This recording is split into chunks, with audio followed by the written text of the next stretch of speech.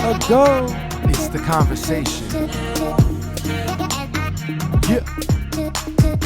Take your mind different places. Now you know. So yeah.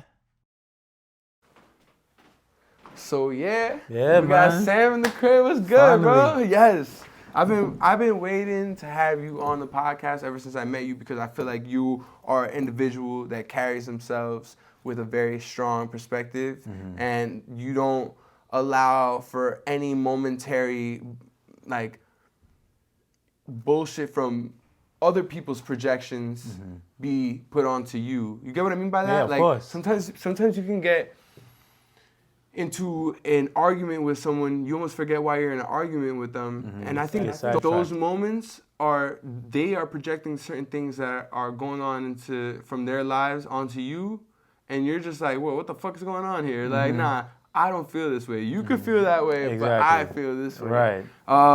Where do you think that came from, bro? To be honest, it's heavenly. You know, it's heavenly. When I was like, I don't know exactly how old, but I was less than 6 because I came here when I was 6. So I must have been probably like 4 or probably even 3.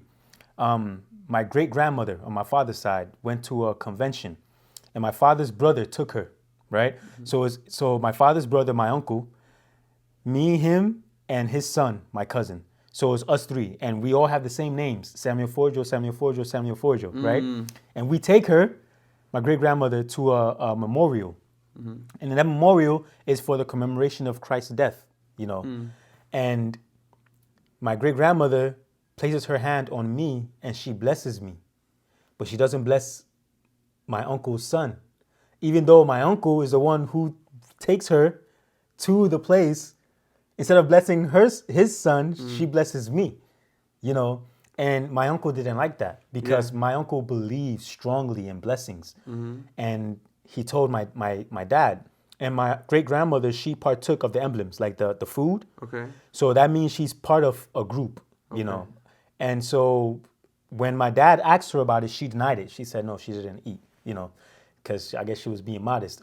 So, and till this day, I'm always like different than people. So I believe that blessing has a big deal to do with it, yeah. Why do you feel like she blessed you in that? I think because... And do you feel like he was envious because of that? No, because he doesn't treat me that way. Okay. So you know he didn't take... He is more like he respects her decision, I guess. Okay. You know? That's what's up. Yeah. Hell yeah. Yeah. So... Wow. That's what's up. That's a beautiful thing. That... You said you moved here, so I don't want to brush over that. Where'd you come from? From Ghana. You're West from Africa. Ghana. And you came here at 6 years old? Yeah. With your mom? With my mom, my dad, and my cousin, my other cousin, not the son of my uncle that I was telling you about. Okay. My cousin from my mom's side. Okay. Yeah, George. And I can only imagine you speak mad different languages, right? Well, actually, I learned to speak at a very late age because where I grew up in was a lot of dialects, different languages. So I couldn't pick up on one. Right. So I was confused. Right. So which one to take? yeah. So when my dad found out that I couldn't speak because I didn't know what to speak, he took me to a certain village and I grew up there. So I ended up speaking Fanti. Fanti. Yeah. So I speak Fanti and I understand in Zimmer, but I can't speak it.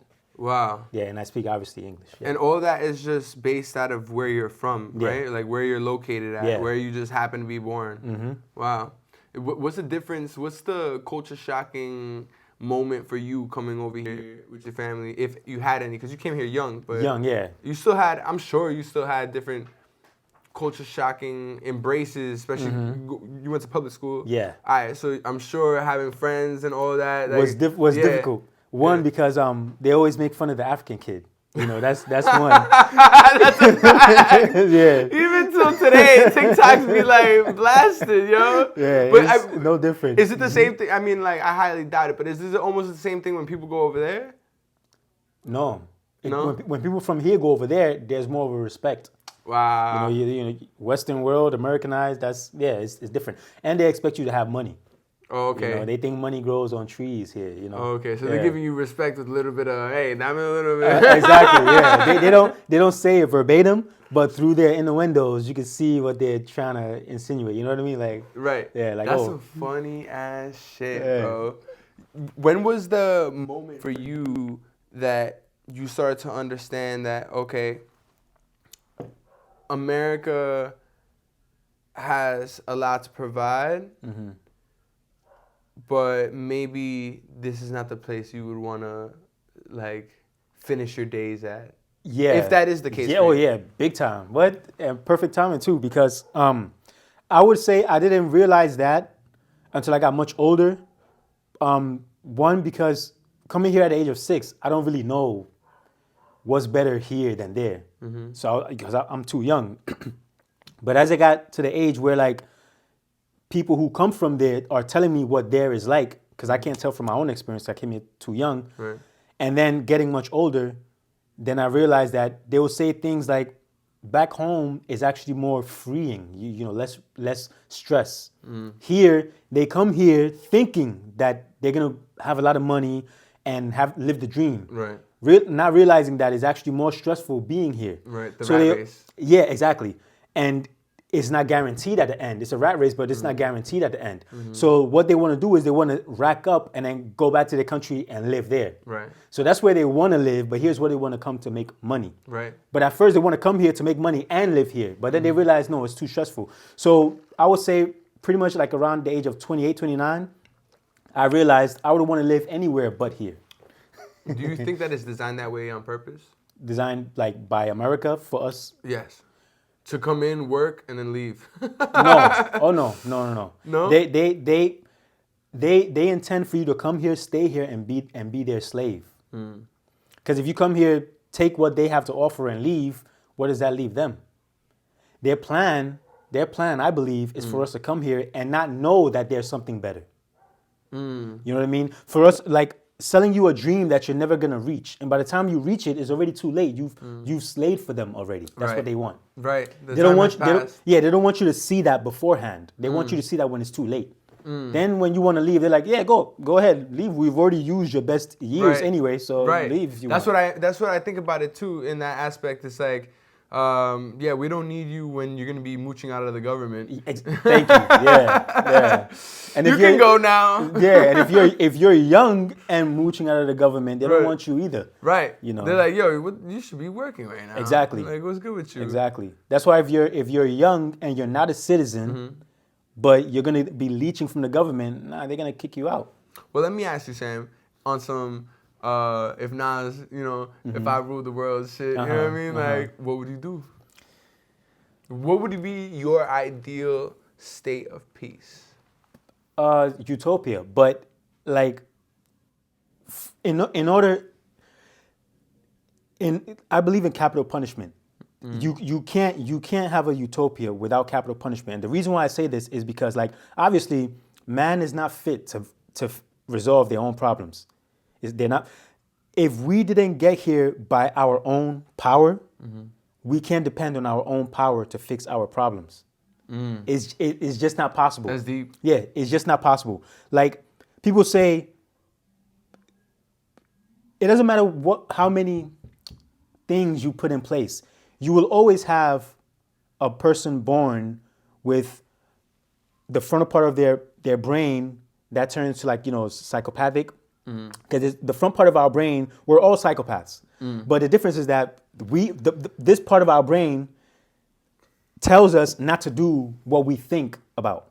Like, we all have psychopathic thoughts. You know what I mean? Would psychopathic thoughts be carnal, almost like what some consider psychopathic now would be the survival instincts of, let's say, Vikings then? Or, you know what I'm trying to say here? Yeah. Like the trait and the process of thinking is almost skipped over generations. No. I would say that's what the frontal lobe overrides. Oh, Right? I see what you're saying. Yeah, that's what it overrides. That's what makes us human, let's say. Right? So whereas an animal would act out its instincts, we are above that, so we're not going to do that. We're more civilized, right? So we're going to say, okay, so sometimes a random thought could come into your mind Right. and say, let me stab this person. That's not you. It's just coming into your head. Let me stab. That's just, like, where did that come from? Right. You would never act that out because your Right. brain is saying that's foolish. You're not going to do that. Right. Don't do this. You're going to go to jail if you do it, right? But you thought about it. Right. Why didn't you do it? Because the frontal lobe prevented you from doing it, right? There's some people who are born, that part doesn't work. So they act out what they think. They don't second think. That's Right. almost animalistic, right? Right. That's just one defect out of a multiplicity of defects. So a rapist has their problems, a murderer has their problems, a pedophile has their problems. Right. All of these are, in the mind. Wired. Yeah. And unless you can find a way to prevent a person from being born with that defect, you're always going to have problems in society. You see? So you can never have a utopia. So the best way to have a utopia is that when a person is born with that defect, you kill them. Oh, shit. You know what I mean? That's so like going back into capital punishment. Yeah, so that way you would never those problems would never arise. You know what I mean? Damn. And then whatever laws you put in place then will be better implemented because you will never have those lunatics going around disobeying the laws because they don't care what the punishments will be. Right. Yeah. So Wow. that's what I would do. Right. But since we can't foresee a psychopath, we Right. can't foresee a pedophile or a rapist. So by the time they could be doing it in secret and you don't even know. You know what I mean? So you can never have that perfect world. So true. it's above us. It'll take a divine intervention for that to happen. Man can never solve their own problems. And apart from that, some of us are greed. We have greed. Like someone who has all the power can say, I want to do this. I want to make things right. Another country, the one who has all the power says, no, I want to invade this country. I want to take all their wealth. So now you have to fight amongst yourselves. That's war. That's not peace. So even if you have a utopia in your country, this country is going to bring you problems. So it's never going to happen. I see what you're saying, and that's why, like, on some almost fabricated Disney world. Yeah. How would it be for you? Okay. How would I do it? Yeah. How would you have what would be the world? The perfect world. Yeah. What would be the perfect world? Give everybody what they want. But okay, so you're saying talking about like Disney like, right? Almost, whatever. Yeah. So give everybody what they want. And what they want will not infringe on another person's wants. So if a person wants to rule the world, well, that would be difficult because how do you give them the world when there are other people that need to feed off of the world? Like so that would be one of those situations where it would infringe on somebody else. Yeah, like so it couldn't work. Yeah, that couldn't work. Because the thing too is like jealousy, right? What's jealousy? Is jealousy you wanting something so that another person can't have it, or you wanting something irregardless of somebody else having it? So what you want is this. Okay, I give it to you. What this person wants is also this, but I give them that too. Will there be jealousy there? There shouldn't be. If there is jealousy, that jealousy is not right because you have what you want. So you want what you want, but you don't want your fellow man to have what you want too. That is jealousy then. Yeah. That's some real... But your jealousy that shouldn't exist because what you want, you have. Right. So let's say that there's I don't know, you want $1 billion. I gave you $1 billion. He wants $1 billion. I gave him $1 billion. No, I don't want him to have $1 billion. I want to have $1 billion, but I don't want him to have what I have. Oh, so you want to be better than him? That reminds me of I forgot what movie it was that, but it was about like these there's like two rich ass men in the world. There's like these two white guys, and they're like playing with people's lives, and like whoever the winner is gets the dollar. Okay. Gets a dollar because like they're both like the richest, so whoever gets that dollar is richer than the other person. Okay. Even though it's as simple as a dollar. Yeah. You know. And it's vain. It is vain. Yeah. It is vain. I feel like there are so many movies that display the outcome of these people, sometimes they have it all and they fucking kill themselves. Yeah. Because they realize that everything isn't everything. Exactly. And certain things take just hard work and time to obtain, to truly have. You know, you work out a lot. You know what I mean? And then you told me you have a set schedule. Yeah. And then you work out and you don't stress yourself out. But Exactly. you still maintain your core. Yeah.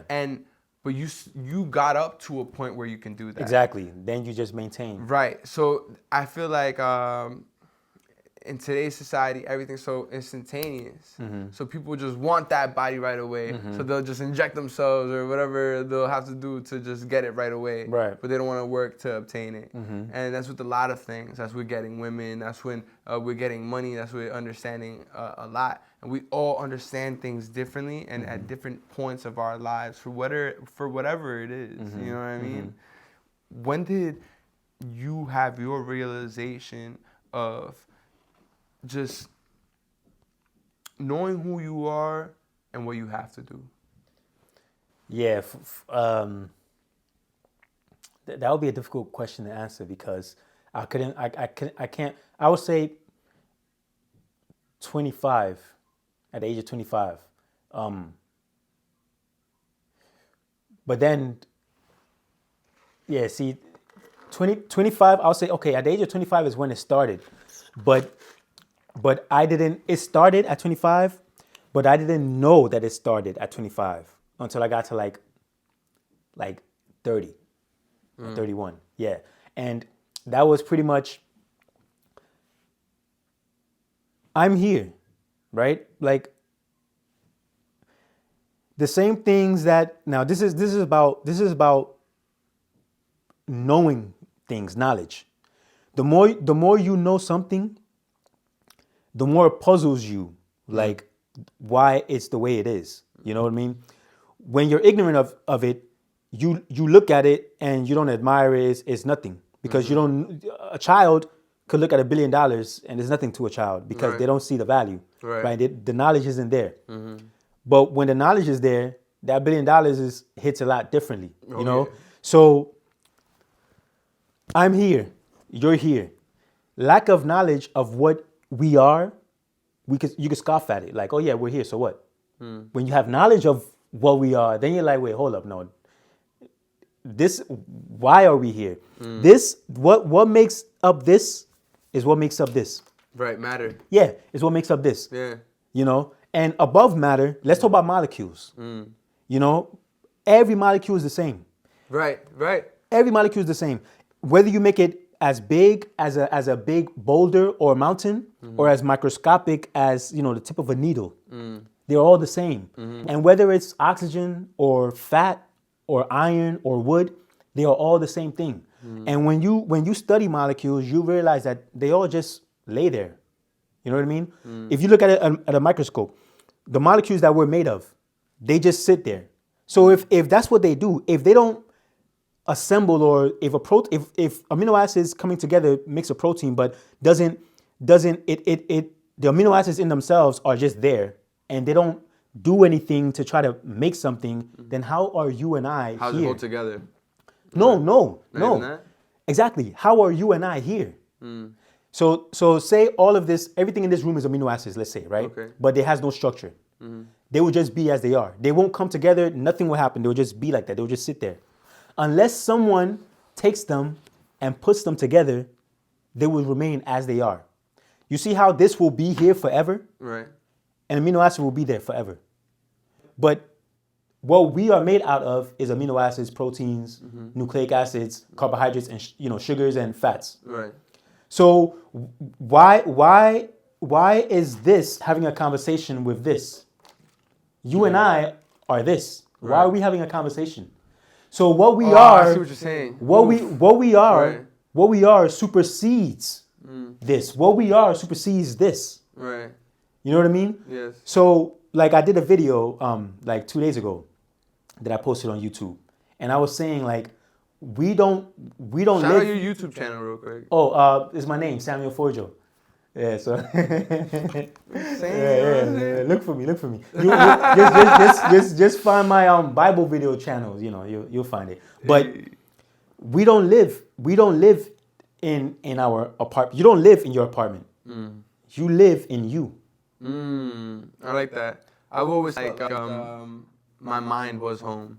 Yes. You know, I've Yes. always felt that way. Yes. Since I was young. And your brain is your home. Right. Your mind inhabits your brain. Because when your brain malfunctions, a goal is no longer a goal. So you live in your brain. Your brain has to function correctly in order for your mind. Oof, man, that hit strong. You know what I mean? Strong, yeah. So your mind lives in the body of a goal. You could have been born in any other body, but you would have still been a goal. Right. You know what I mean? So who you are is not flesh and bones and skin, because that's what this is too. It's just different molecules, but all molecules are molecules. They just sit there. So what's your thoughts on the soul? Do you believe in reincarnation or no? What? I believe that I believe the soul is in the blood. So the more you bleed out, the more of your soul you lose. The more unconsciousness you become. Wow. That's what the Bible teaches, and it's true. Really? Yeah, the soul of the creature is in the blood. Wow. That's why God forbids to eat blood or drink blood, right? Because it belongs to God. So you pour the soul back onto the dirt because that's where it came from. But the spirit is God. So when you die, the spirit goes right back to God. So when you're born, the spirit is blown into you from God. So you are from God. You are his offspring. Right. You know? So, but when you die, he takes it back. It goes right back to him. Wow. So that's what we are. We are him. We're his spirit. That's why if someone is doing things that are sinful and he doesn't like it, he has every right to take his spirit back, which means you will die. If you brought yourself here, then he has no right to take what belongs to you because it's yours. But if it's his, he has a right to take it back if you're not going to follow his rules in his house. Wow. You know? So at the age of 25, it was starting to hit me. Towards 30, I'm like, yeah. You know what I mean? I'm not this. What I am supersedes this. That's why I can talk, but this can't. You know what I mean? Yeah, I do. We should let the people know, where do we even meet each other? Oh, in Soho. Hey, Yeah, like downtown. Yeah. Yes, sir. Yeah. Yo, I feel like you're one of the coolest people I came across, man. Off rip. You always had good, positive energy. Thank you. And like, just every single time we spoke, it was like, Yeah, we a had lot of like things to these talk about, yes. wild ass conversations. I think one of them that I feel kind of like takes people the wrong way, like depending on who they are, is just like their sense of like understanding the relationship of men and women. Like, why are there certain like dynamics, and why certain things work for some men, why certain things don't work for certain men, and just like, I guess just understanding that you are in control of your kingdom as long as you are in control of yourself, you know? Where do you feel like any of this comes from? Maybe like your parents, your upbringing? Do you think that your soul maybe has been brought down from another like pastime? Oh, you said you don't believe in reincarnation. No. It goes back into God. It goes back to God. Yeah. Do you think any of the souls come back once it goes back into God, or not? No, unless he decides to give it back, it stays with him. And sorry to cut you off. And these teachings, right? Like your way of like understanding life. Where does this come from? Like, From the Bible. What Bible? Like the Bible, just I know. It's different translations, right? Yes, different translations, but it's all the same. It's like it's like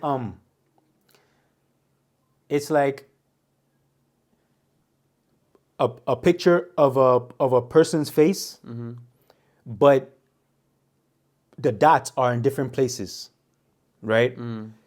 Some people, the dots, this one dot is here, another person puts their dots here, but when you're in it, you think it's different. When you look at it from a distance, you see it's the same face, right? So that's what the translations are like, because it's impossible to translate something from Spanish to English without you having to change something so that it will make sense in English. That's true. You see? So that's where you get the different translations from. But it's all the same book. Okay. So if you want to have the best picture, you have to consult all the translations, which is what I like to do. For real? Yeah. I consult all the translations. So I know what's the most likely terminology that they're actually, using. So Wow. so that's what I do. So you break down different translations of the Bible Yes. forever.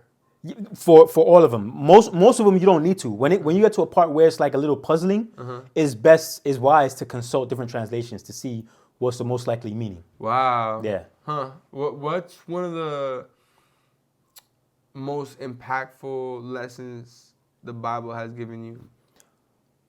Yeah. One of my favorite scriptures lately has been, God looks upon the entire human race to see if there is anyone who is truly wise, if there's anyone who seeks him.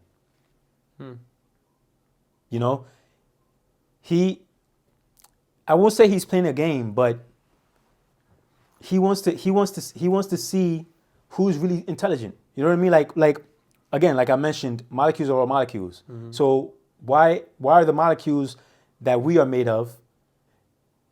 No, that's the wrong way to put it, because that would make it seem like the molecules we are made of is different than molecules of all other molecules. Right.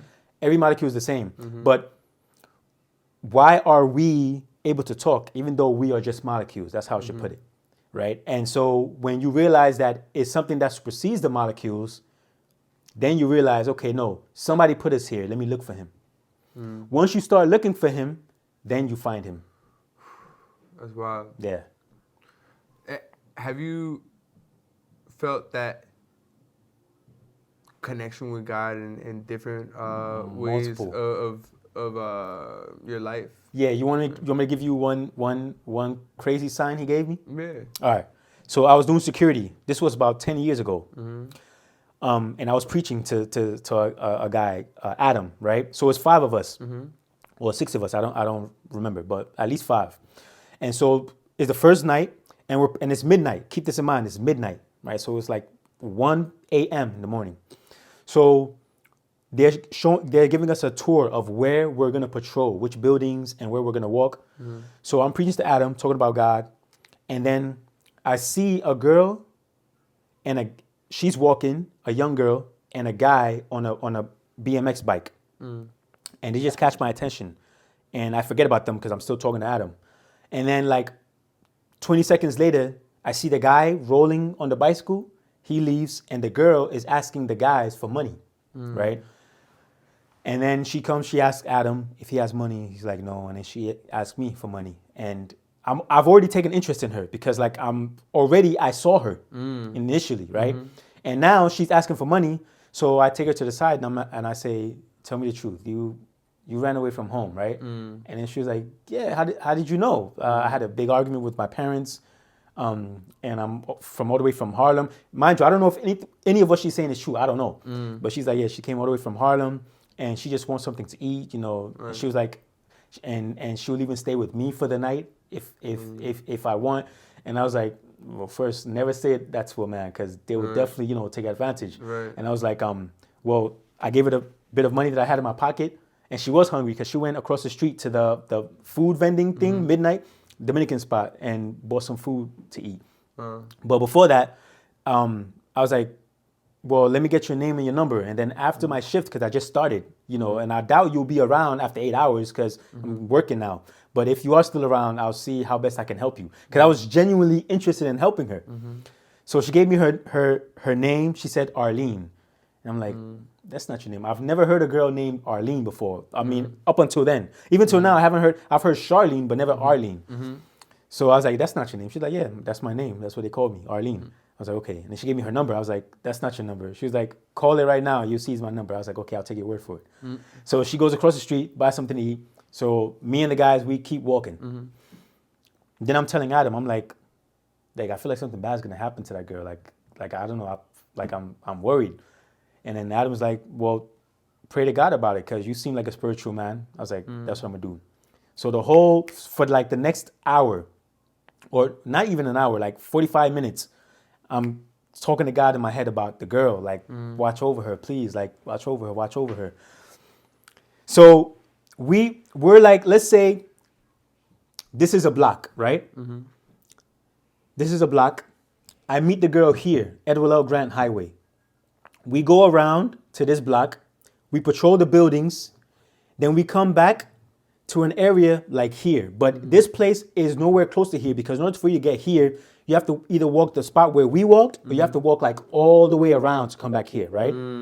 So it's midnight, and the guys are in front of me, and I'm on my phone, and I'm looking at her name and her number.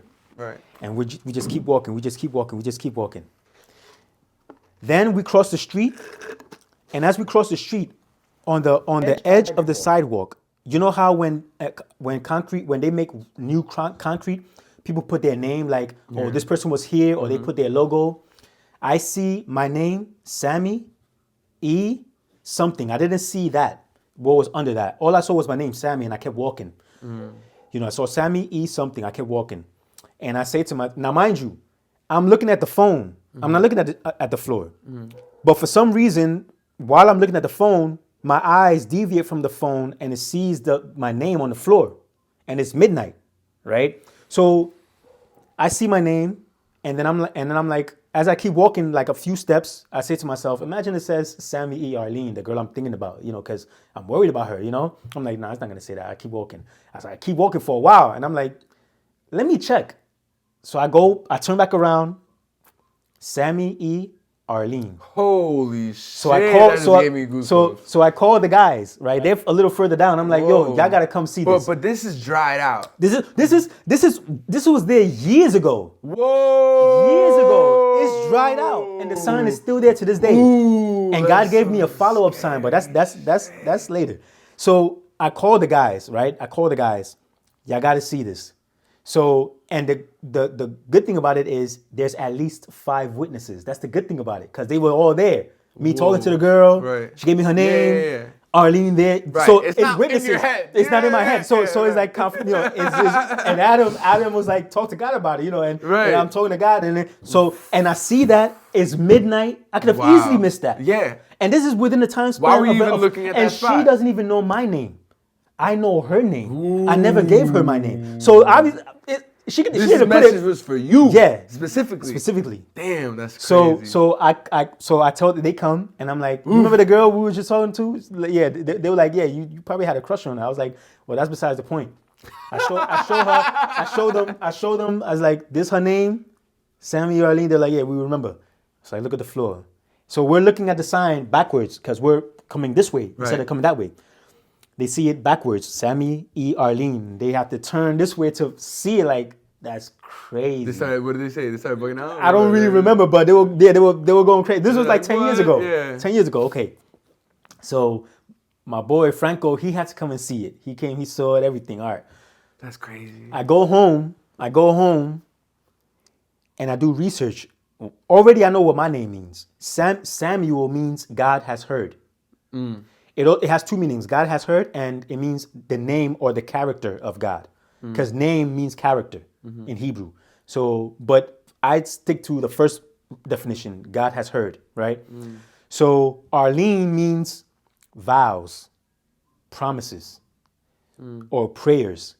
So God has heard my vows, my prayers. I make a lot of vows to God. For example, I don't eat pork, I don't eat fat, I don't drink, I don't smoke. So God has heard my vows, right?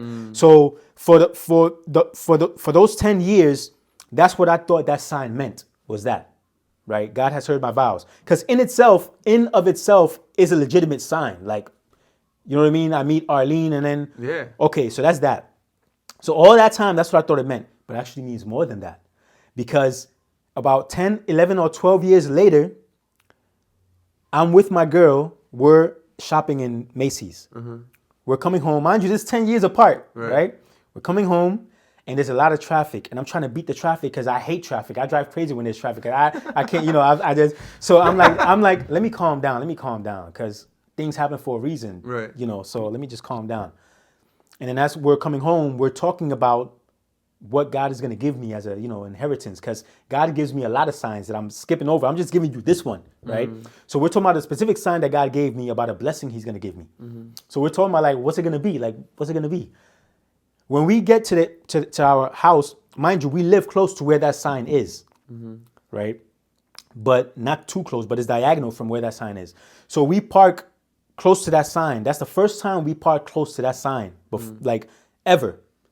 So when we parked there, I didn't tell my girl that, because she knows where that sign is, but I didn't tell my girl, oh, you notice how we parked next to that sign, Sammy E. Arlene?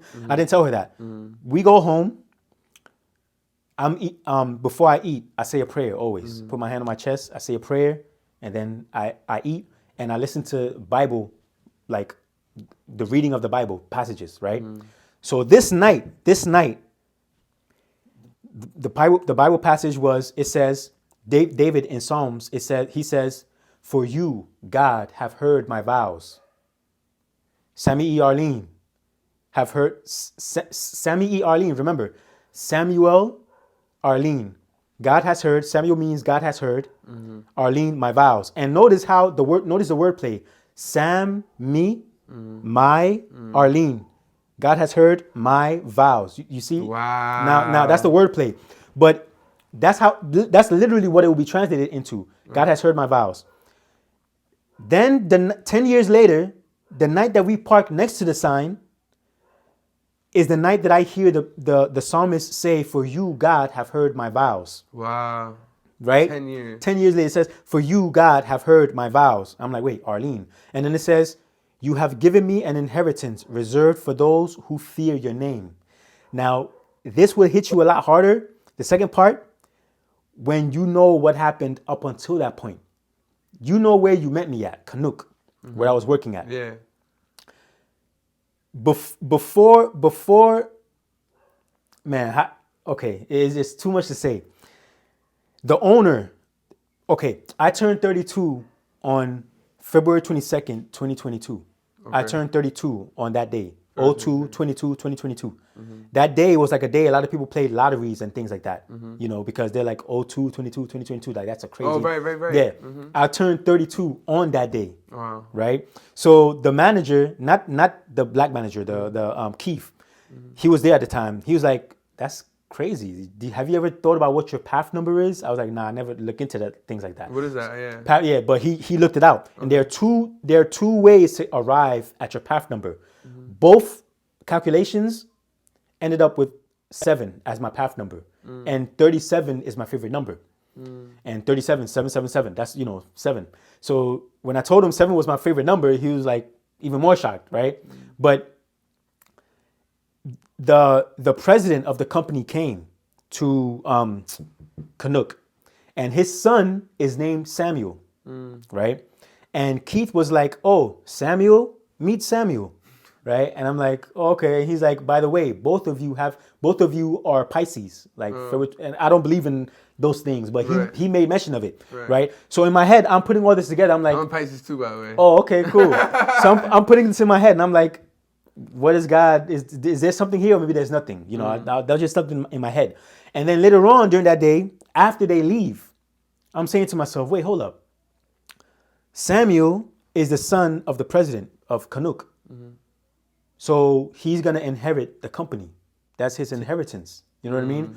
So ever since that day, my prayers to God, I've added this in my prayers ever since that day was, give me an inheritance from you, please, like something from you. I don't want something from my earthly father. I want something from you. Give me an inheritance, give me something, So that was my prayer ever since then, ever since 2022. But what if he already gave you your inheritance?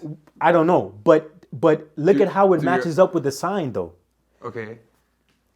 So this happens on February 22nd, 2022. Ever since then, I've been praying for an inheritance from God, right? Then, a few months later, which will be 10 years from the time when I got the sign, Sammy E. Arlene, which means God has heard. Right. We park next to the sign. I go home, and the verse says, God has heard my vows. Sammy E. Arlene. Mm-hmm. You have given me an inheritance reserved for those who fear your name. After I've been praying for an inheritance from God. You probably don't get it. I don't. If you listen to the tape a couple, okay. Yeah. So the sign means God has heard. Mm-hmm. Just remember that. Right. Samuel, Arlene, God has heard, because remember, Samuel is Shemu Elohim. Mm-hmm. Shem is heard. El is the abbreviation for Elohim, which is God in Hebrew. Okay. So Shemuel means God has heard. Mm. Arlene means vows or promises or prayers. Mm-hmm. So God has heard. Keep that in mind. That's the sign, right? Mm-hmm. 10 years later, or 11 or 12 years later, I'm working at Kanuk. Mm-hmm.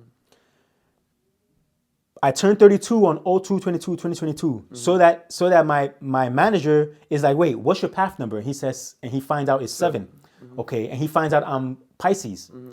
Then the president of the company comes with his son, mm-hmm.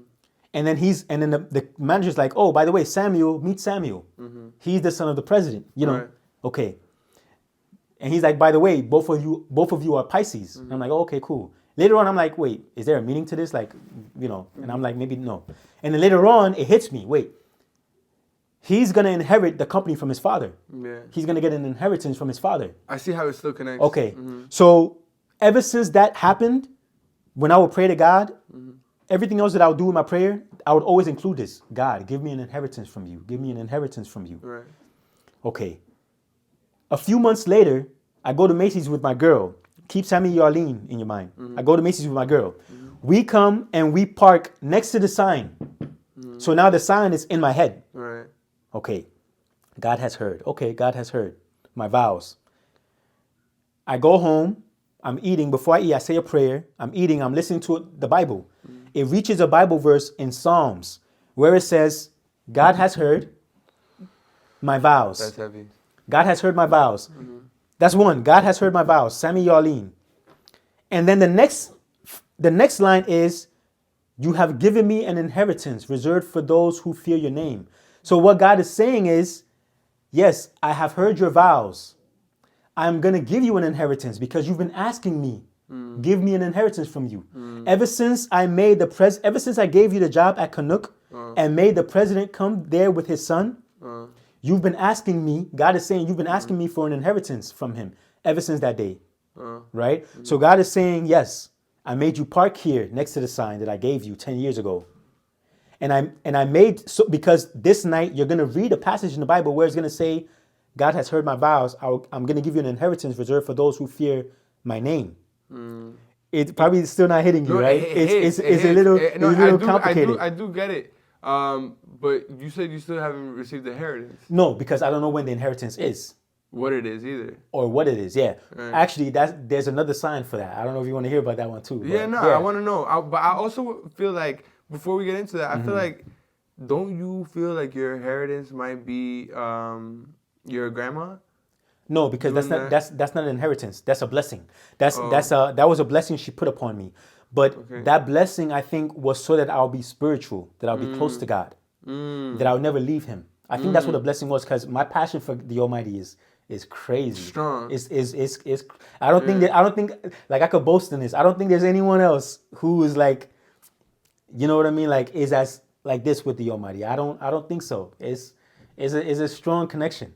Do you feel like it's and this is kind of what I wanted to go back to, like what religion you follow, just because because you're not Christian, right? I'm Christian. You are Christian. Yes. But you're a Christian that follows almost and I'm not gonna say this because I don't know, so I'm gonna sound ignorant saying this, but you almost kind of, it seems like you follow Muslim. It seems like it, right? And I'm only saying that because you don't eat pork, right? Isn't that something Muslims do? Yeah, but that's also in the Bible though. Okay. So where is all this confusion with the Islam and for me Christians? Anyway? Yeah, this is confusing as fuck for me. Why? What's the divide about? Do you know? Yeah, it begins with Abraham. He's the father of the nations, right? Mm-hmm. And Abraham had many children that people don't realize. But the main two that most people know about is Ishmael and Isaac. The thing is that He had like 5 kids, right? he had many. Even in the Bible, it tells us in a specific portion in Genesis that after Sarah died, his first wife died, he married a second woman, Keturah, and had children with her and with his concubines. And as they got older, by this point in time, Ishmael is gone. What is concubines? Sorry. Concubines is women that you sleep with. They have your children. They take care of you. You live with them, but they are not legally. They're not your wives. So they don't have an inheritance. They don't have a share in your inheritance. Wow. So this is why if Christians will read their Bible, they should know this, but most don't. Abraham had many concubines. They think of only Hagar and Sarah. But he had, after Sarah died and after Hagar left with Ishmael, her son, Abraham remarried and had many concubines. And the Bible says that he sent his concubines and their children away to the east, far from his son Isaac, because they don't have a share in his inheritance because they are just concubines. But he gave them. That's why he left with his mom. That's why Ishmael has already left.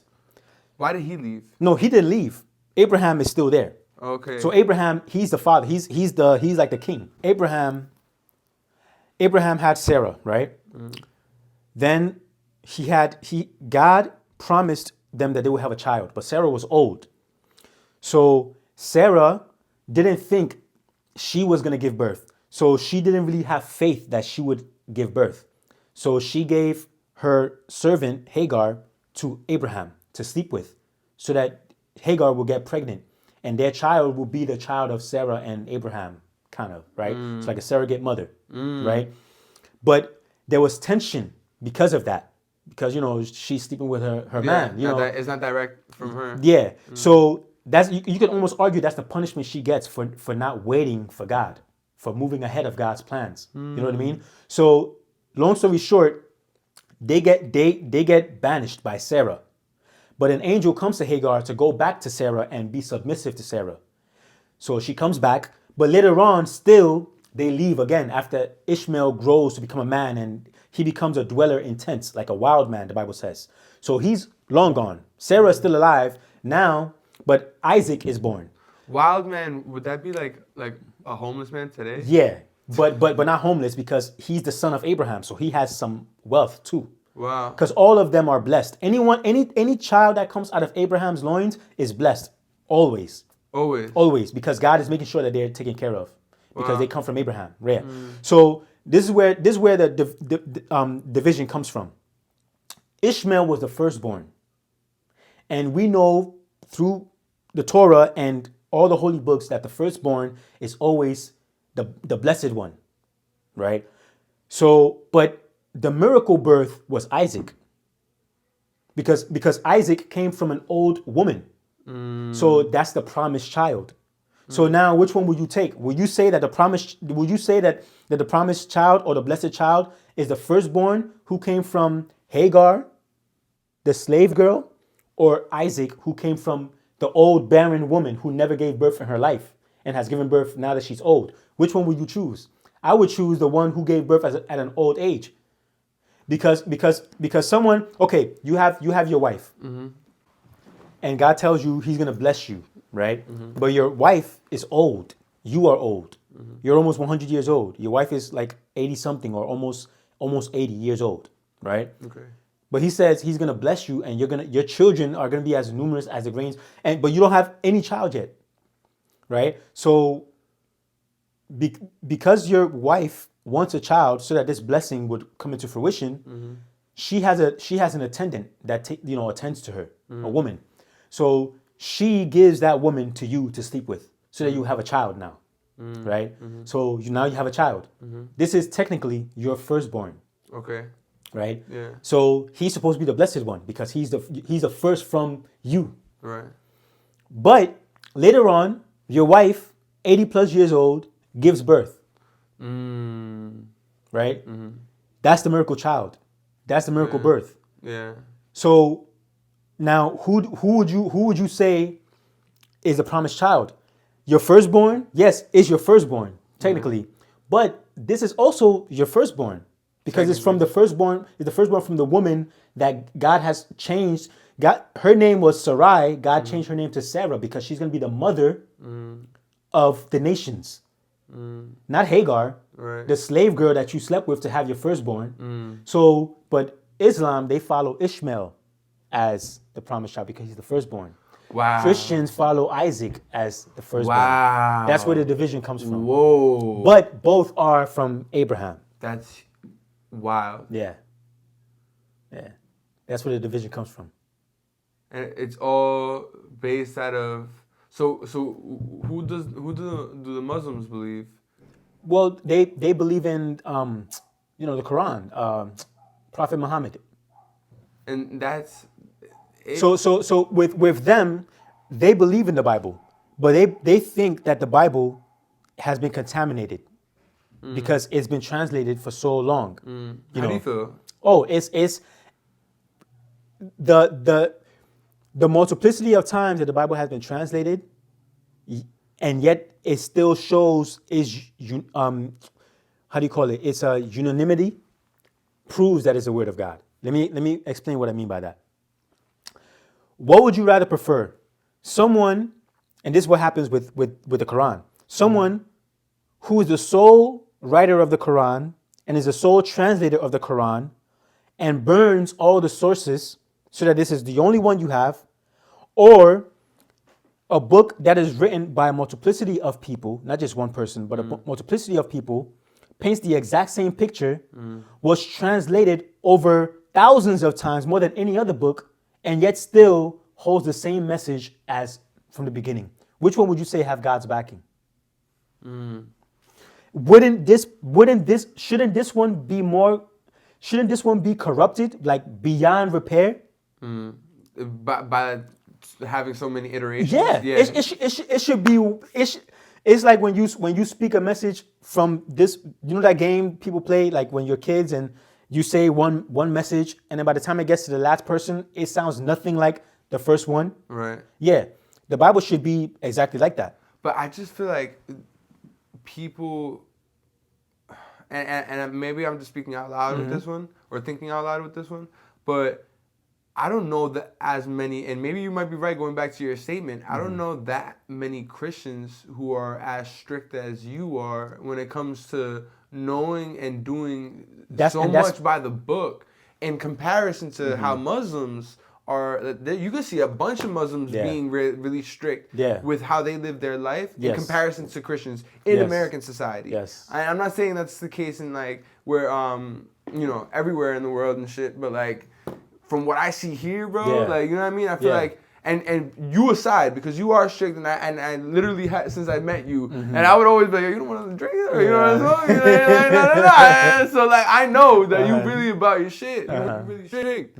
So, that differentiation of religious, I'm not going to say strictness, but like, Loyalty or desire to want to accept the ways almost. You know what I mean? It seems like it comes more from Muslims than it does from Christians in American society. Yeah, and the main reason for that is this. When there is already a problem with something, you leave it alone from the perspective of the devil. When something is the way it's supposed to be, that is what he tries to mess up. So why is it that with Islam, they are not being messed with? Like they are not being corrupted. They're not being defiled. But when it comes to Christianity, everything about it is being defiled because that is the truth, and that's what the devil would want to defile. The devil is not going to touch what is already not true. But even if it has the pretense of truth, you know what I mean? The pretense is there. It seems like it's that because they pray 3 times a day. You know, the discipline, the devil is a master at what he does. He will bring in falsehood and make the followers of the falsehood seem genuine so that you will believe that this is the truth, right? And he will leave it alone because the deception is already perfectly there. But the truth is what he will meddle with. And this has happened all throughout history in the Bible. God's people never stuck to the Torah. Just like Christianity today is messed up, God's people in the past was messed up too. But that doesn't mean that the Torah was defiled. The people were defiled. If the people today are defiled, doesn't mean the Bible is defiled. It's the people that are defiled. They are the ones not sticking to the book. God's people were not sticking to the Torah. For that reason, God punished them many times. But why were they always deviating from the Torah? Because the devil was messing with them because they have the truth. When you have the truth, the devil is going to mess with you. When you don't have the truth, he has no business with you because you already have the falsehood. Right. So that's why the Christian societies are so debased, because the devil would make sure that they stay that way. If you know what I'm saying. Yeah. So don't let the actions of the people deter you from what the book says. If the book says this, but the people are not following the book, is the book at fault? No. It's the people who are at fault. Right. And the fact that they are not able to stick to what the book says tells you that they are being messed. It's a spiritual thing.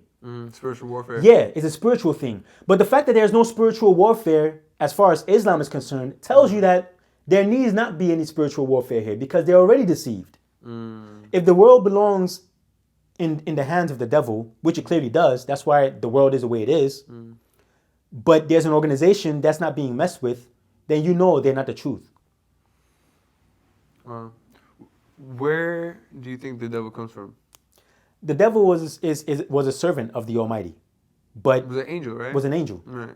But when you have free will, you can do whatever you want. You can choose to obey your parents. You can choose not to obey him. And the thing with the devil is, his wisdom got to him. You know, his own wisdom. His own wisdom. His wisdom that God endowed him with, because God gave him a lot of wisdom. And sometimes when you're really wise, you think you know more than your parents. That's true. But until you grow up. Until you grow up. Do you think that ever happened to the devil? Well, that's exactly what happened to the devil. Because the devil thought he was actually right. And some of the angels thought the devil was right. That's why a lot of the angels follow the devil. In Revelation, it says a third of the stars, which represents the devil, the demons, the angels who became demons. It said the devil dragged with a third of the stars out of heaven. They followed the devil and his agenda, meaning they thought the devil was actually right. And in what way is I made a video on this too, actually. In what way? The devil thought that God was holding something good back from humanity and from the angels. Because, you know, when your parents says, don't have this cookie, don't have this cake because it's bad for you. But for you can't see why. You think your parents hate you. That's why they're telling you, you know, the devil thought that. The devil never questions God's power because it's clearly evident. You're not going to question his power. You see it. Right. But you can see your dad's muscles, but you can't see your dad's intellect, his intentions. You don't know if your dad doesn't want you to have this cake because he doesn't like you, or he doesn't want you to be better than him. Right. He's afraid you're going to be better than him. You know what I mean? The devil actually thought this. Wow. And his wisdom got to him. That's what's insinuated in Ezekiel. So when it almost sounds also like ego too. Of course, it's ego. Right. It's his pride. Right. So when after God already made the angelic sons and held things back from them, and then God made humanity, Adam and Eve, and then held back the tree of knowledge of good and bad from them, the devil was like, nah, see, God is trying to play the same games he is with us, with them. Let me go there and let them know that, nah, when you eat from this tree, your eyes are going to be open. You're going to be just like God. He's lying to you. You know what I mean? Because he really believes what he's thinking. Your eyes will be open. You're not gonna die. Your eyes are gonna be open. So the devil was right. Their eyes were open. Right. But because their eyes were opened prematurely, they lost their innocence prematurely. That comes with consequences. It does. It's like a child When a child is born, there's a reason why God does not give them a lack of innocence or does not give them the tree of knowledge of good and bad right away. There's a period of innocence that must play out. And then once they become an adult, they have gone through enough experiences to have this enlightenment. And it has to come in stages, not right then and there. When you're in the dark for a long time and somebody shines the light in front of you, it blinds you. You're not ready for it. Right. So there's a time for this, right? So Adam and Eve, they were adults, but they were children. In the scheme of things, they were innocent. They didn't even know they were naked. When they ate from the tree, they lost their innocence. But it was premature. That comes with consequences. That comes with problems. So what God is doing is, if this is what people are going to do, you could say, well, we're not Adam and Eve. We probably wouldn't have done that. We probably would have. We probably would have. We would have been curious to know what this tree would do. Absolutely. So God is saying, no, let the time play out. Let's see if now that their eyes are open, let's see if they can manage their own affairs. Let's see if they're wise enough now that their eyes are open. Let's see if they can take care of their own problems without me in the picture. So what God is going to do is he's going to alienate himself from us. Kind of goes back to this whole thing, how this whole thing started, this whole conversation started. Why we're here. Yeah. So now what God is doing is he's waiting for mankind to reach the epitome of their state, which is now. We're more advanced now than ever before. Technology has skyrocketed in less than 20 years. This is like unprecedented in the scheme of humans' existence. Yeah. We've skyrocketed, and God is the one who is speeding up the time. The Bible says this. Because he wants to speed up the time so that we will see that no matter how advanced we get, we will never be able to fix our own problems. As a matter of fact, we have more problems now that we are more advanced than ever before. So now the answer is settled. The devil's eyes have been opened. It's true. Mankind cannot fix their own problems. But the devil already foresaw this. After he saw the foolishness he did, he brought up different accusations, which are being answered. For example, the first was that we can fix our own problems. Once he realized that was a lie, then he said, now he incites us against God. And he says, people only serve you if things go good for them. If things go bad, nobody will serve you. So God is like, sure, it's true. Some won't serve me, but not everybody. The devil's like, no, that's not true. Everybody won't serve you if things go bad. So the devil's agenda is to try to make this place hell so that nobody will serve God.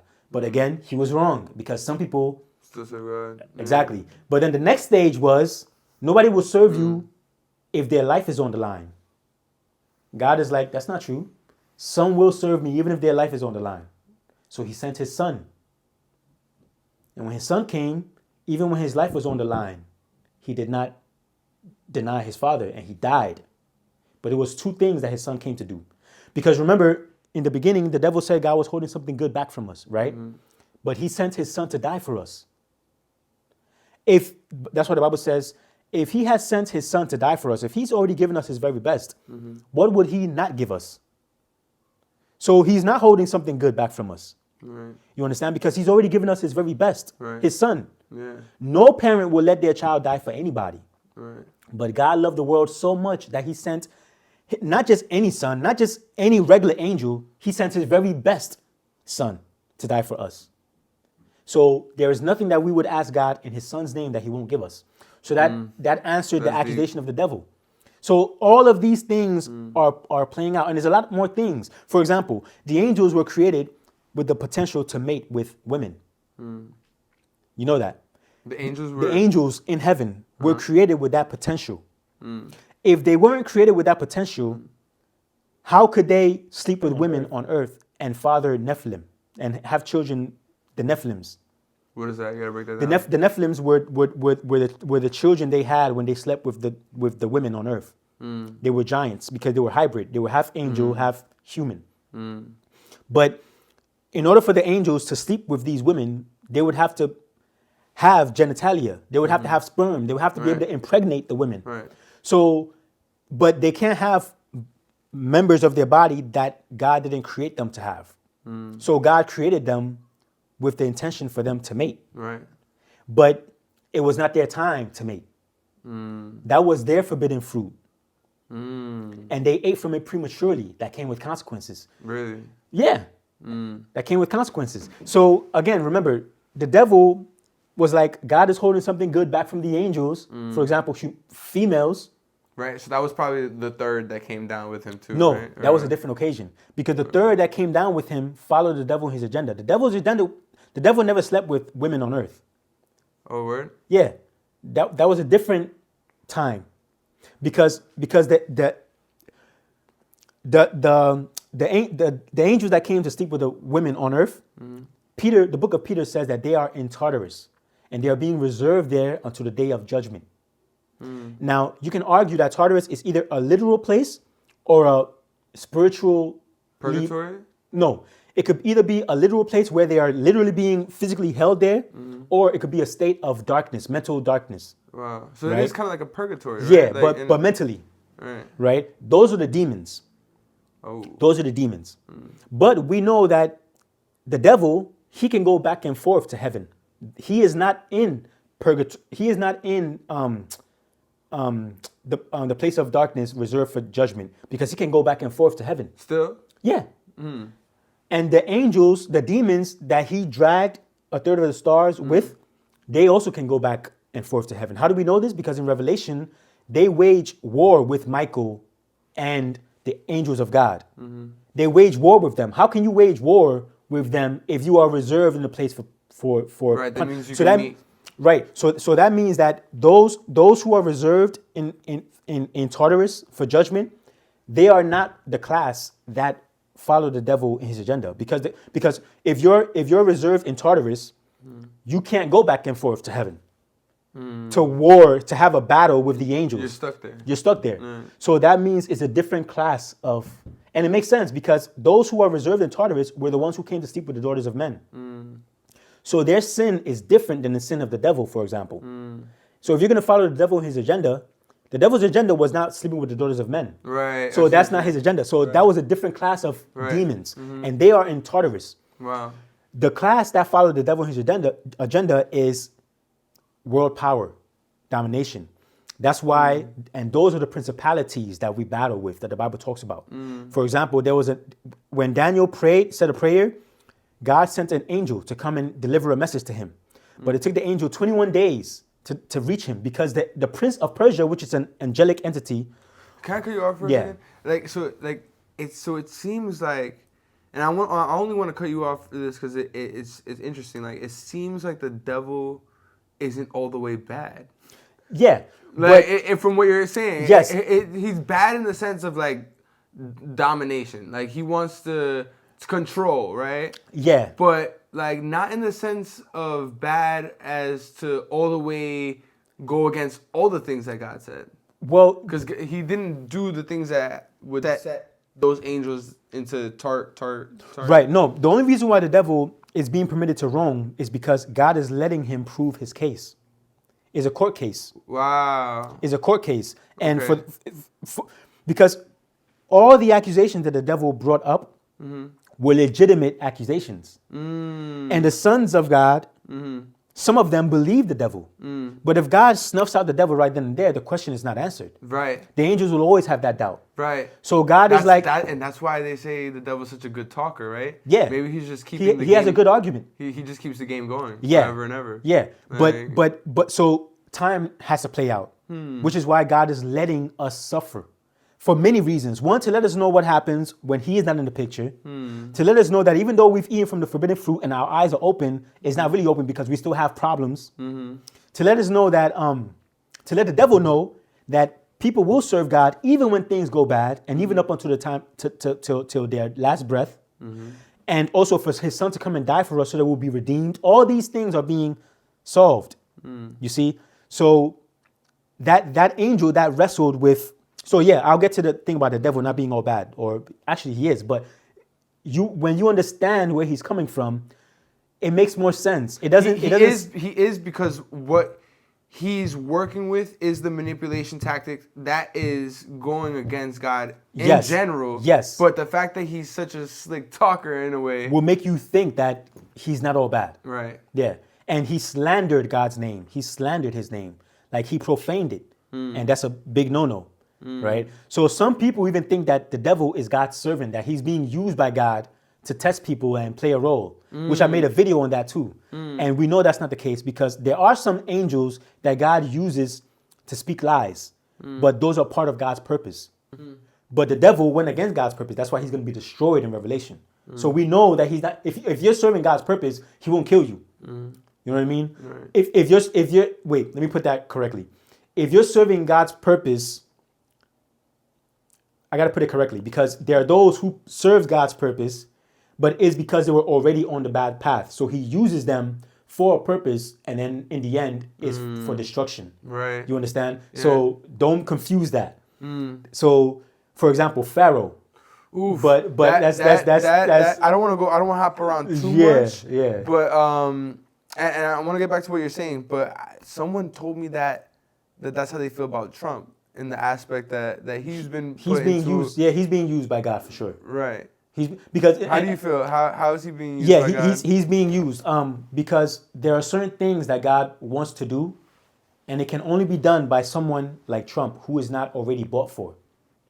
Because that's why the system wants to remove Trump, because they see God's role in Trump. So do you think that the system plays a role in or does the devil play in the role in the system? It's his world. It's his world. God is letting the devil prove his case. It's his world. So everyone that comes into power. That's so fucking deep. Yeah, it's his world. Trump does not serve the devil's purpose. So the devil wants to remove him by any means. Those who serve the devil's purpose would be like Biden and Obama. Obama's name tells you he's being used by Satan.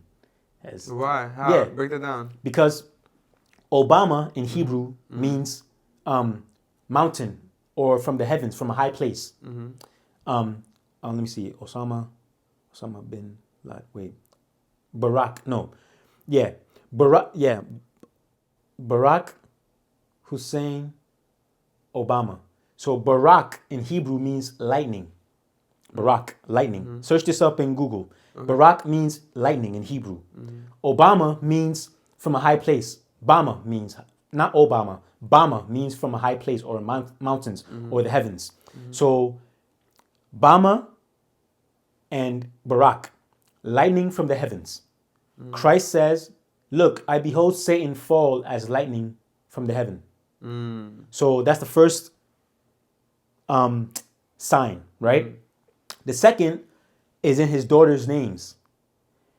Malia and what's the other one's name? Malia and what's the other girl's name? I don't know. Malia and I can't remember. Malia.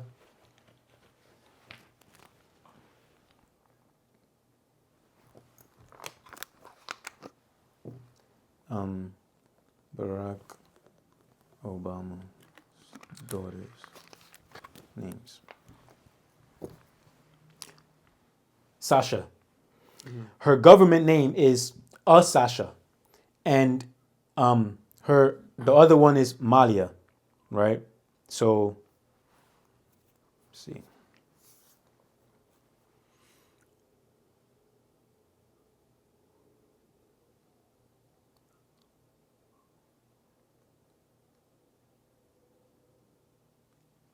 Yeah.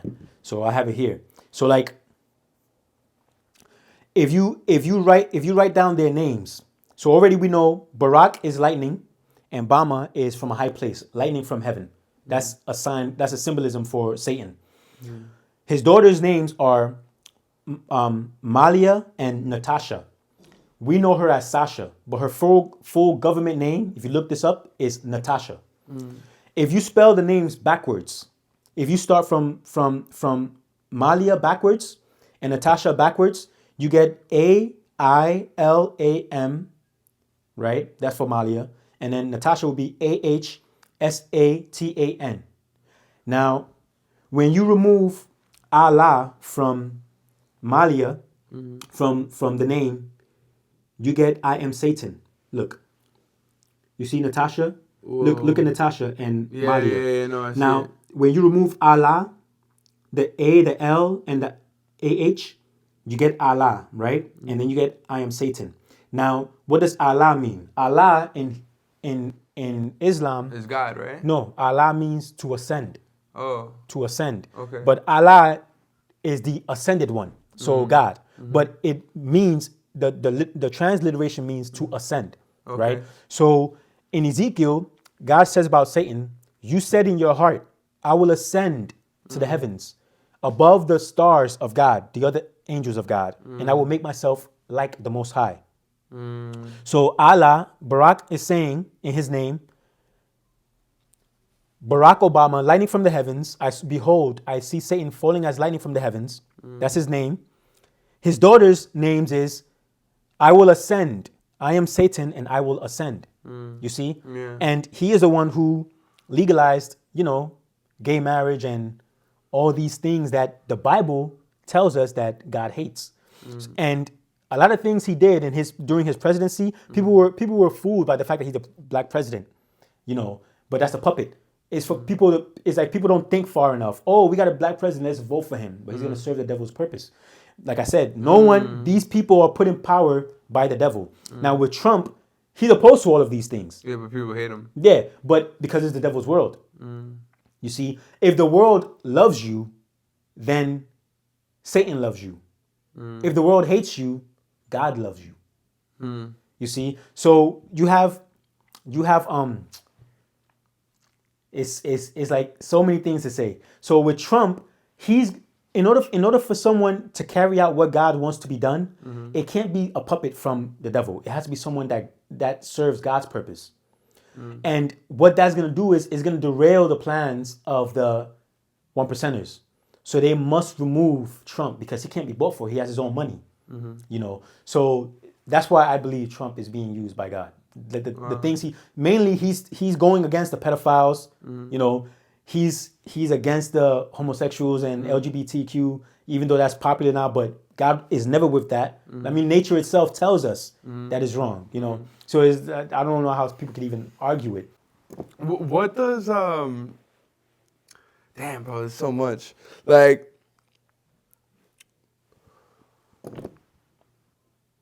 what does one do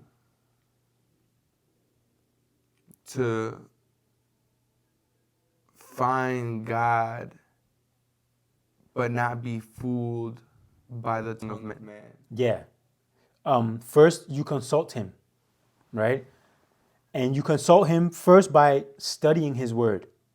You have to know who he is. That's the reason why he's given us his book, because he's not going to talk to us mouth to mouth. We're too impure. He's too holy. That's why he sends his prophets. The last prophet is the Bible. It's his word. It speaks in place of him, right?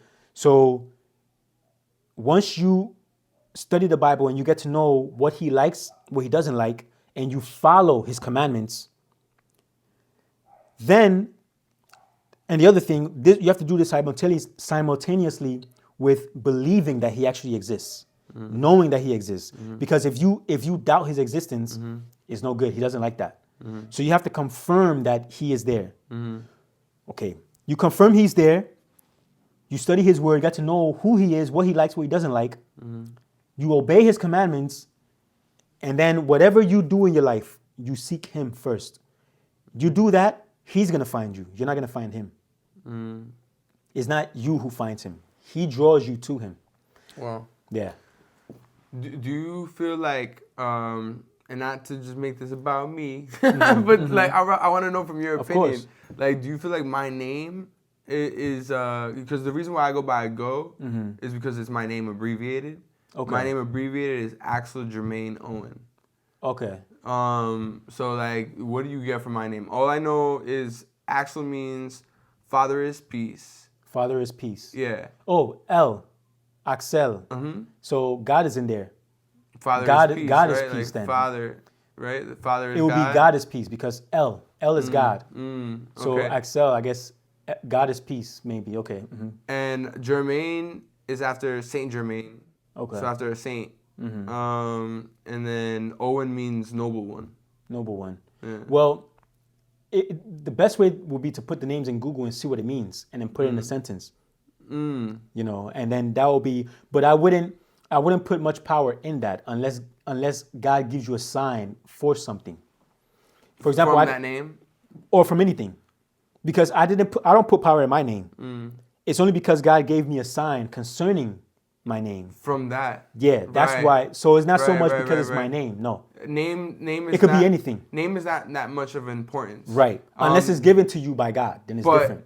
the message that you found through your name is Uh-huh. what caused it to be important to you in that time because of what had happened with the girl. Yes. And like Yes. just how it connected Exactly. over Exactly. it all. Like, Exactly. It's not because Which Samuel makes you wonder, is that why I was given the name Samuel? to begin with. Because remember, God doesn't see time like we see it. Right. For us, it's many, many years, but to him, it's A second. so. My name is Samuel. God has heard my vows. You have given me an inheritance. You know, and 10 years after I got the first sign. But to me, it's 10 years. To God, it's like that. And So that's to why him, I it's guess- back to back to back. And I guess that's why you saw it in that order in the as Exactly. the word. Exactly. You know, it could Exactly. be said in seconds. Yeah. You know, for what seconds to God. You know. Yeah. Wow, that's interesting as hell, man. Would you feel like you're like a prophet or something? I want to be, but I know I'm not. You want to be, but you know you're not. Yeah. How? Because when you're a prophet, you know it. You're not. Really? Yeah. When God chooses you, you know. And I'm not one of those people who say, "Oh, I got a revelation from God. I had a dream. I saw people in hell," which hell is not true, by the way. And I saw a vision of heaven, and no. Hell is not true because we're in. No, the hell is devil's not true playground, because or what? no, because the Bible doesn't teach hellfire. Doesn't teach what? It doesn't teach hellfire, fire. People being tormented in hell. The Bible doesn't teach that. Again, most Christians believe this, but the Bible doesn't teach it. Most times where Christ says the fiery Gehenna, most translations translate it as the fiery hell.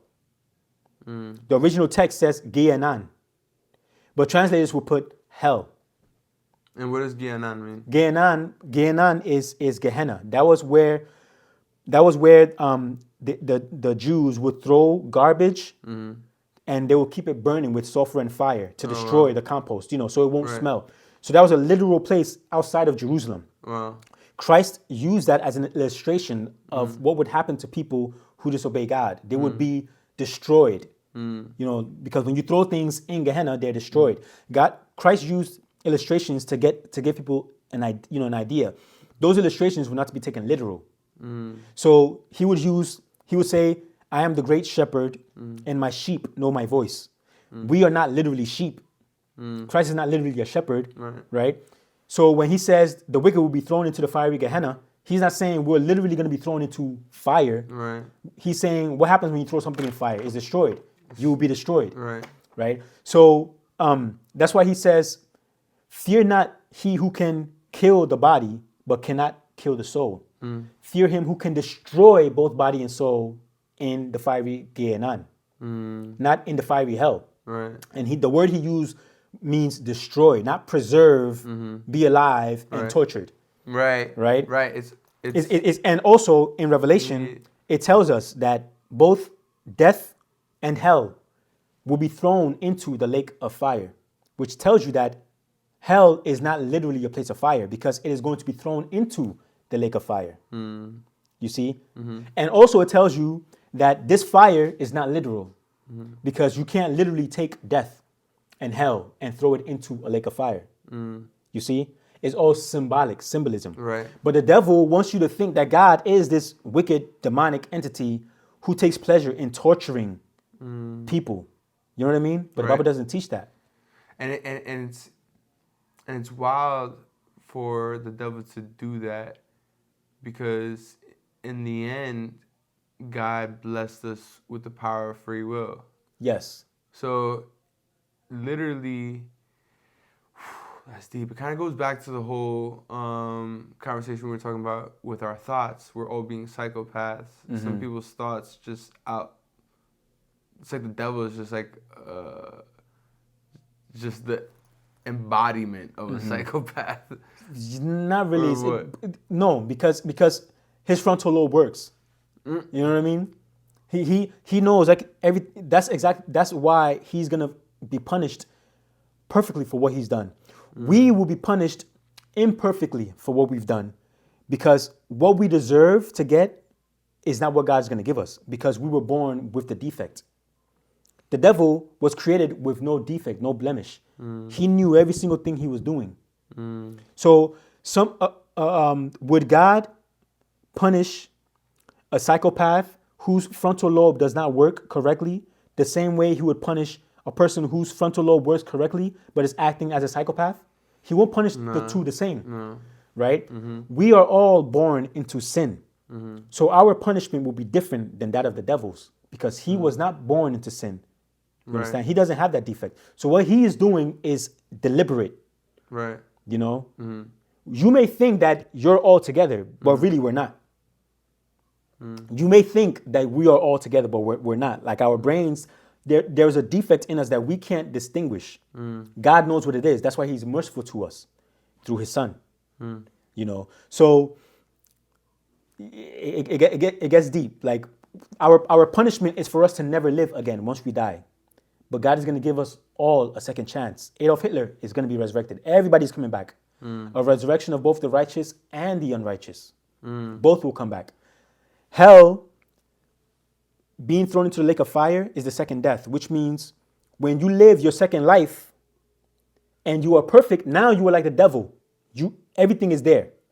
So when you sin this time around, you'll be like the devil. Now you'll be destroyed and you'll never come back like the devil is going to be. You see, but right now we sin and we die. Right. What we deserve, right? The punishment. Because Abraham was a righteous man, right? But he died. God sees him as a righteous man. He calls him his friend. But Abraham died. He got old. He got sick. He died. Adolf Hitler was a wicked man. He wasn't a righteous man. He got old. Well, no, he killed himself. If he didn't kill himself, he'll get old. He'll die. Both the righteous man, Abraham, and the wicked man, Hitler, died. Why? Because both are sinners. Yes, one person sinned more than the other, but both are still sinners. One was more righteous than the other, but both were still sinners. So that's what we owe God, is dying. Okay. In the resurrection, because God is merciful, he is going to give everybody a second chance. So Hitler will come back, just like Abraham. But the difference is the righteous person will be resurrected to life, which means since he was righteous when he was imperfect, he's most definitely going to be righteous when he's perfect, when he gets resurrected. So God is not worried about people like Abraham. But the unrighteous person, Hitler, when he's resurrected, he's considered the unrighteous. They'll be resurrected to a resurrection of judgment, which means they are on probation. They're being watched. By who? By the 144,000 in heaven. Because it's called Judgment Day for a reason. Christians forget this. If the unrighteous and the righteous will be resurrected, but one will be resurrected to life, but the unrighteous will be resurrected to judgment, well, what is judgment? Judgment Day. What is Judgment Day? Judgment Day is a period of 1,000 years. The Bible says it's a millennial reign, which is 1,000 years. Why is it 1,000 years if it's called a day? Because the Bible tells us in Psalms that a day to God is like 1,000 years to humanity. So a Judgment Day is 1,000 years. That's why Judgment Day is a millennial reign of Christ. And Christ says he's going to rule with the 144,000 for 1,000 years in heaven. And they will rule as kings, priests, and judges over the earth. If you're going to be ruling as a judge over the earth for 1,000 years, and a day in your eyes in heaven is as 1,000 years to humanity, then Judgment Day is 1,000 years. So the unrighteous man, Hitler, will be resurrected to judgment for 1,000 years, Judgment Day. But the righteous person, he doesn't have to worry about anything. He's resurrected to life. He has life. But Hitler and all the wicked people, probation. The Native Americans, they never heard about Christ. Those in the Dark Ages, when the Bible was kept in Latin, they never heard about the good news and what was right to do and who is God and their purpose in life. They'll be resurrected. They're not in heaven because they didn't do the will of God to be in heaven. They're not in hell because if you believe hell is like a place of torment, they're not there because they didn't know. they didn't hear the good news. So where would they be? They will be in probation, judgment day. All of these people fall under judgment day. You see? So God is going to, and at this point in time, the devil is locked up in the abyss. He'll be kept there for 1,000 years. So during this 1,000 years, there is no devil to influence humanity.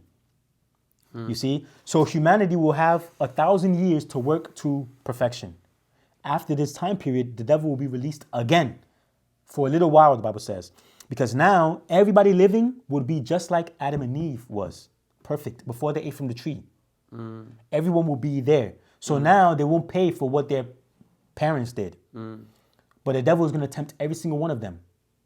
Again. But this time... So that's part of the judgment. Yeah, because this time now they're perfect. Now, if they sin, they have no excuse. Today we sin, we have an excuse. We were born into sin. God, what are you going to tell me? I was born with a dent in the bottle already. I wasn't born with a perfect bottle. Right. Now we'll be a perfect bottle. So if the devil causes you to put a dent in this, then now you will die a second time. But you're not coming back.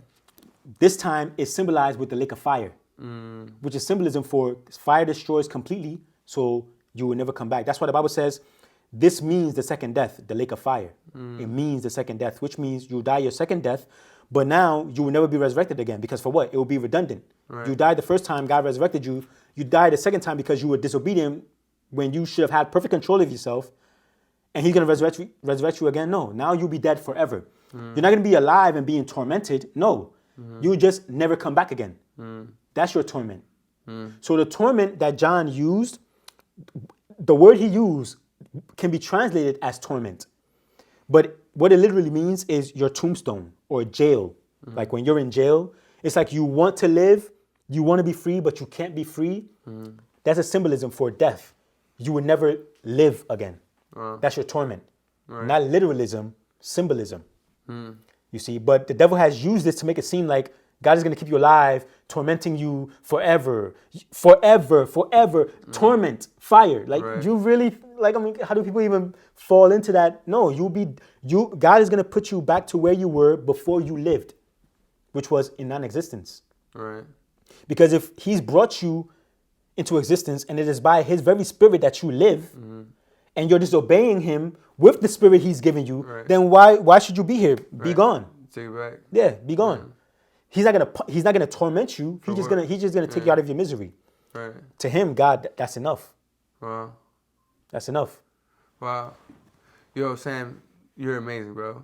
I really appreciate you coming. It sucks that the camera died. Yeah. But I think God just wants you to come back to the So Yea podcast. Yeah, exactly. You know what I mean? Exactly. So yeah, bro. Thank you for being on. No problem. We'll definitely have this again. Yeah. For sure. Cool. It's the conversation. Yeah. Take your mind different places. Now you know. So yeah.